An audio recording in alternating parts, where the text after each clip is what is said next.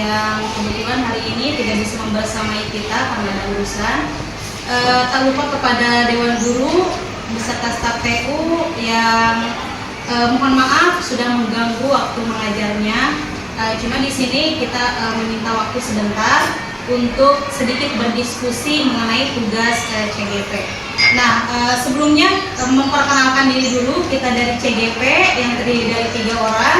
Saya Muti Sobani dan kedua rekan saya di sini ada Ibu Siti Maesaro dan Ibu Nina Herawati. Baik Bapak Ibu, langsung aja untuk kegiatan hari ini, kesempatan kali ini kita itu akan berdiskusi untuk mengidentifikasi aset yang kita miliki di sekolah. Adapun tujuannya itu supaya kita itu mengetahui dan menyadari aset apa saja sih yang kita miliki dan perlu kita manfaatkan dan kembangkan di sekolah kita. Nah, untuk supaya tidak memperlama waktu lagi, mempersingkat. Nah, yang ketiga itu kita akan mengidentifikasi aset yang insya Allah akan dipandu oleh rekan saya, Ibu Siti Maesaro. Silakan kepada Ibu Siti Maesaro untuk pandu mengidentifikasi aset. Oke, terima kasih Bu Muti Sobani. Bismillahirrahmanirrahim. Assalamualaikum warahmatullahi wabarakatuh. Baik Bapak Ibu, saya di sini melanjutkan dari rekan saya Bu Muti Sobani. Jadi kita ada tugas untuk mengidentifikasi 7 aset utama di SMP Negeri 2 Koplo. Nah, apa sih aset itu? Ada yang tahu nggak Bapak Ibu? Aset itu apa? Kan selama ini mungkin di pikiran Bapak Ibu itu aset itu berupa barang atau benda ya? Ya, jadi aset itu ternyata di sini bukan hanya barang atau benda. Nah, kami sudah belajar di sini aset itu ada 7. Itu adalah modal utamanya. Yang pertama di sini ada modal manusia, yang kedua modal sosial, yang ketiga modal fisik, yang keempat modal politik, yang kelima modal agama dan budaya, yang keenam modal lingkungan alam, dan yang ketujuh modal finansial. Nah, Bapak Ibu, tugas kita di sini secara kolaboratif untuk mengidentifikasi aset yang ada di sekolah kita. Mungkin selama ini kita tidak sadar ternyata di sekolah kita ini asetnya itu ternyata sudah sangat bagus dan banyak. Oke, saya langsung bertanya saja Bapak Ibu, mari kita identifikasi bersama-sama. Yang pertama modal manusia. Coba saya mau bertanya, di sini modal manusia aset apa saja sih yang kita miliki? Oke, Pak Eli apa? Guru dan tenaga kependidikan. Ya betul, guru dan tenaga kependidikan. Apalagi ada yang tahu nggak? Guru, ternyata guru itu aset ya Bapak Ibu. Tenaga pendidik juga. Pasar? Apa aja pasar coba? Modal manusia. Ya. Yang saya bayangkan itu modal manusia itu adalah ya semua orang yang ada di lingkungan sekolah.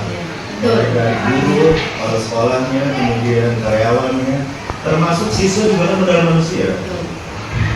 Jadi sudah dijelaskan juga sama Pak Edi dan Masa, betul.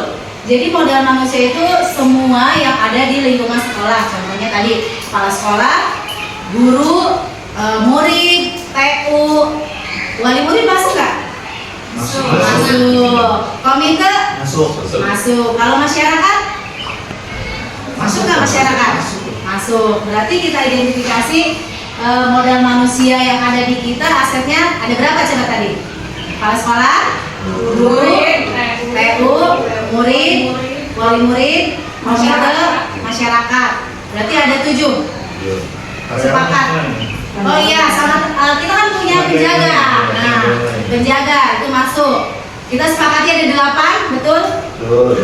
Setuju? Setuju. Ya, jadi itu nanti ada manfaatnya untuk apa?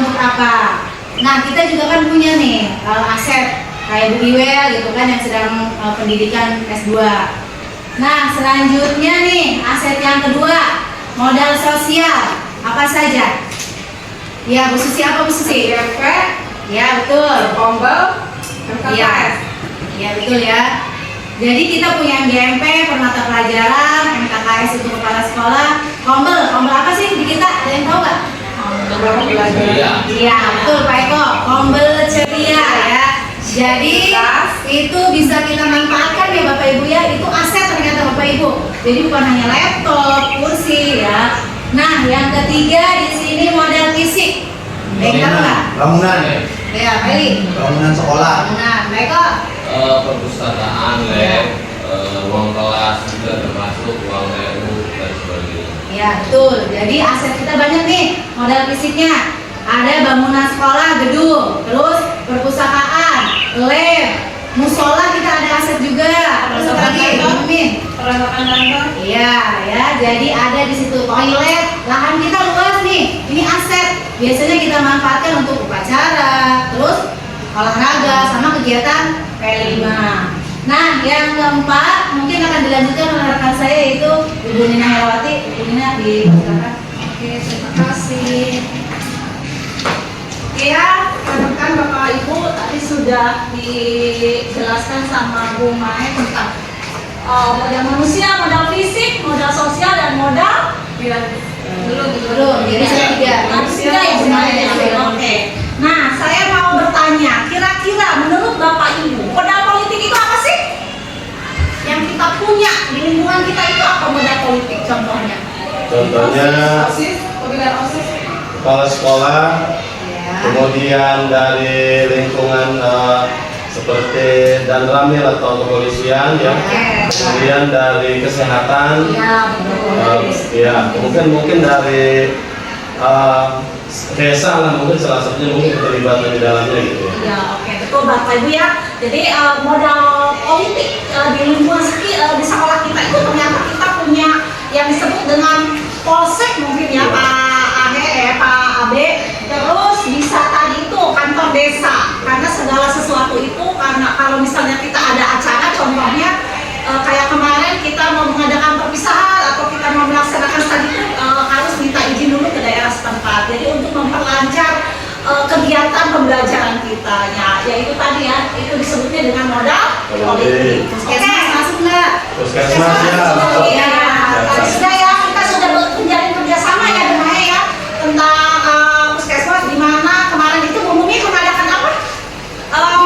Puskesmas itu PN ya, dengan apa anak diberi tambahan vitamin tambah darah gitu ya. Nah, ternyata kita sudah berkolaborasi juga dengan puskesmas ya, dan itu merupakan modal politik yang ada di sekolah kita. Dan yang keenam, saya mau tanya kembali nih Bapak Ibu, menurut Bapak Ibu, Kelima dulu. kelima, Agama. oh ya, modal agama dan budaya yang kelima, kira-kira apa nih? Kegiatan keagamaan yang Kegiatan berada di ke- sekolah. Iya. Misalnya kebiasaan kita seringkali misalnya di hari Jumat ada kegiatan kerohanian. Iya.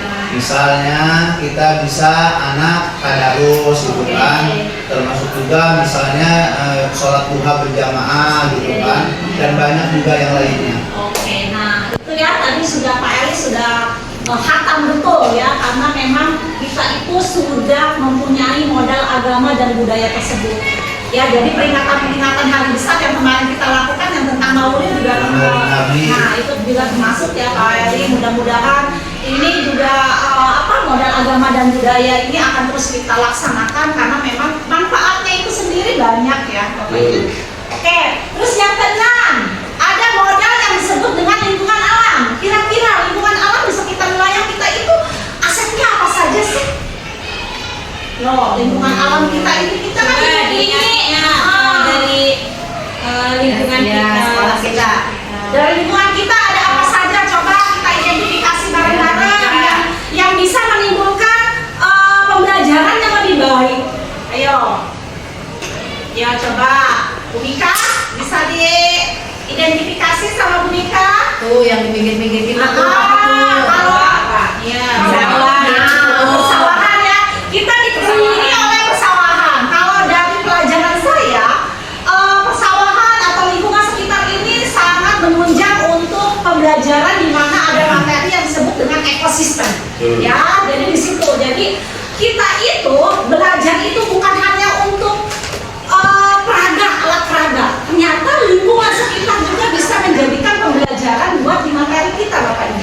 Gitu ya, mungkin juga yang rekan-rekan yang lainnya yang mapel yang lainnya juga bisa menggunakan bahan alam sekitar ya, yang contohnya tadi persawahan. Terus ada apa lagi kira-kira? Pohon. Ya, betul. Udara juga. Iya. Kalau renang masuk nggak? Kalau renang gimana? Akan termasuk tidak berarti. Iya, lingkungan alam. Terus apa lagi kira-kira? Kita dikelilingi dengan tembok-tembok. Tembok-tembok Apa? Ada pemanfaatan kayak lahan yang sekarang lagi kosong terus dimanfaatkan kayak tanaman kayak singkong, kemudian kebun. Iya, ini luas, ini banyak ya perkebunan buat yang istilahnya aktivitas di lingkungan sekolah lah. Ya, betul ya. Jadi di lingkungan kita masih banyak lahan-lahan yang kosong yang bisa kita manfaatkan untuk itu tadi penanaman. Contohnya ya tadi ya kita bisa berkebun, apalagi dengan mata pelajaran IPA saya sendiri Pak Ade, gitu ya. Itu anak bisa apa namanya materinya bisa kemarin itu mengidentifikasi tentang atau mencangkok atau misalnya mensetek. Jadi anak-anak langsung terjun ke lahan-lahan yang kosong untuk ditanami tanaman tersebut. Oke. Sungai masuk nggak sungai? Kita kan dekat sungai tuh. Ya, sungai masuk ke lingkungan alam. Bisa dimanfaatkan nggak buat kita pembelajaran? Masuk. Kan kita sering pramuka ya. Betul ya. Sungai, rawa, berbeda masuk. Iya, sungai dari sawah, Iya. kebun, lahan yang luas, Pohon dan kolam ikan. Betul. Kalau pabrik bisa kita kan dibandingin dengan daerah industri ya. Itu bukan kalau pabrik kayaknya. Kalau pabrik masuk mana itu kira-kira Bapak Ibu? Kita kan Kalau politik kan bekerja sama, kita adanya kerja sama. Kan benar ya Pak ya? Yang kita Iya, kita kasih kelas itu ya. Masuk nggak sih ya? pabrik nggak masuk kayak gimana? Sebenarnya masuk ke aset pabrik itu. Satu dekat dengan sekolah, diantaranya kan ada program CSR, dan itu juga masuk sebenarnya sebagai aset kita kan. Walaupun memang belum ada atau belum maksimal gitu.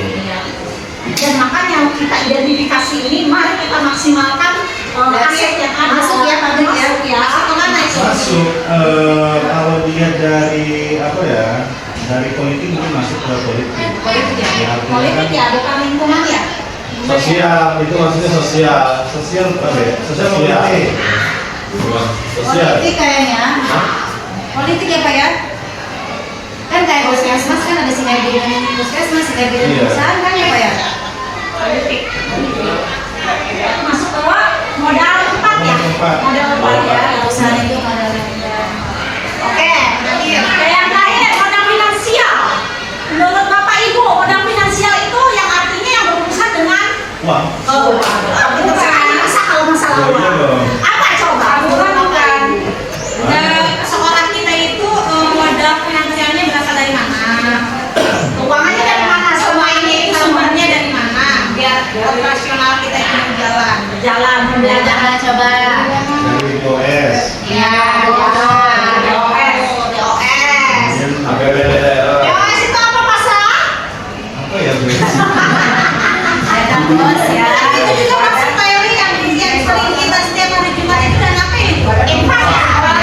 Infak itu diperuntukkan untuk apa Pak? Biasanya kita Kegiatan yaitu yang misalnya perbaikan di musola. Ya. itu sangat membantu sekali ya. Sama kayak buat santunan itu ya Pak ya. Pernah ya kita. Kreatif. Nah, selain itu ada lagi nggak? Masih. Ada apa? Coba. Yang utamanya kan kayak DSM. Nah, betul ya. Jadi Kemudian yang reguler itu PIP yang dari ya, IP. Itu apa? Basnas ya. Yang kemarin kan ada Basnas ada bulan.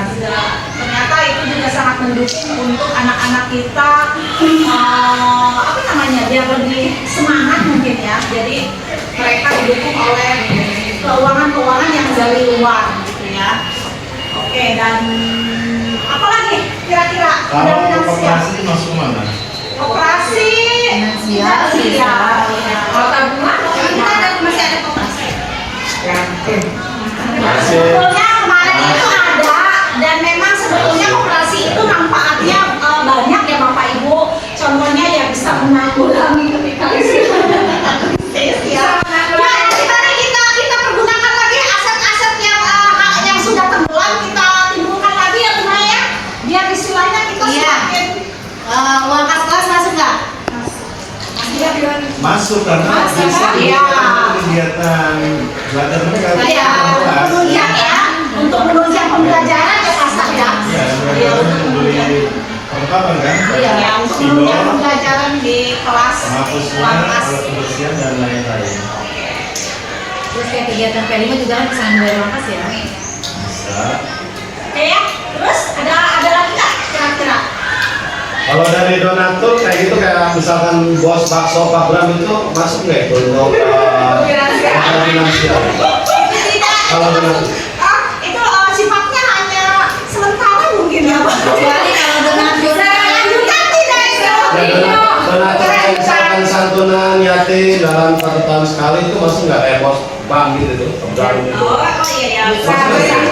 Bisa Pak Bram, bisa. Bisa.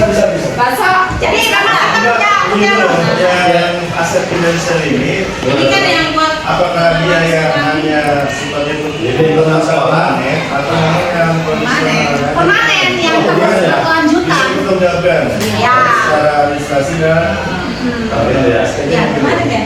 Iya. iya, emang finansial itu yang buat keberlangsungan Keberlangsungan sehingga Contoh bisa kayak Wakas, kita anggap dia masuk ke finansial, ya itu tidak dipertanggungjawabkan sekolah, dipertanggungjawabkan sama siswa. Iya. Secara rutin ya berarti ya. Kayaknya royalti juga masuk. Royalti Royalti apa tuh Pak Yali? Royalti Yang itu kan royalti itu artinya kan istilahnya keuntungan ya? enggak semacam reward gitu Bu, yang memang diberikan oleh sekolah gitu kan untuk memotivasi hal-hal tertentu. Misalnya salah satunya misalnya ketika ada kegiatan-kegiatan yang diadakan oleh sekolah, misalnya dalam rangka Ya. apa gitu, nah nanti Festival jadi misalnya apa di sekolah itu mengeluarkan dari kurang itu kayak perlombaan lah kira-kira. tanggal 17 Agustus apa Modal finansial apa emang itu? pokoknya cuma masuknya itu kayak kegiatan Impak ya. artinya lebih ke ini ya kan pengelolaan anggaran itu kan. Kalau yang masuknya ini yang mana yang sekolah memberikan ke siswa Iya, tapi sifatnya royalti, artinya kalau bahasa reward dari itu kan, biar anak termotivasi gitu loh. Misalnya nih, ada sekolah kita yang dapat juara di kegiatan O2SN atau apa. Nah sekolah itu mengeluarkan buat mereka gitu. Apa ada guru berprestasi gitu. Itu kan aset juga anak itu. Iya. cuma kan Nah, maksudnya sumber dia- dananya kan pasti kembali ke bos kan. Dari sekolah kan? Ya mungkin dari sekolah. Dari bos. Iya. Ya. Jadi kita masukkan yang kegiatan tadi masuknya ke dana bos ya. Yang memang Benar, ya. benar-benar menunjang kegiatan pembelajaran kita sendiri. Oke, cukup kayaknya ya. Oke ya. Jadi mungkin itu ya Bapak Ibu ya hasil dari identifikasi kita tentang aset yang ada di sekolah kita.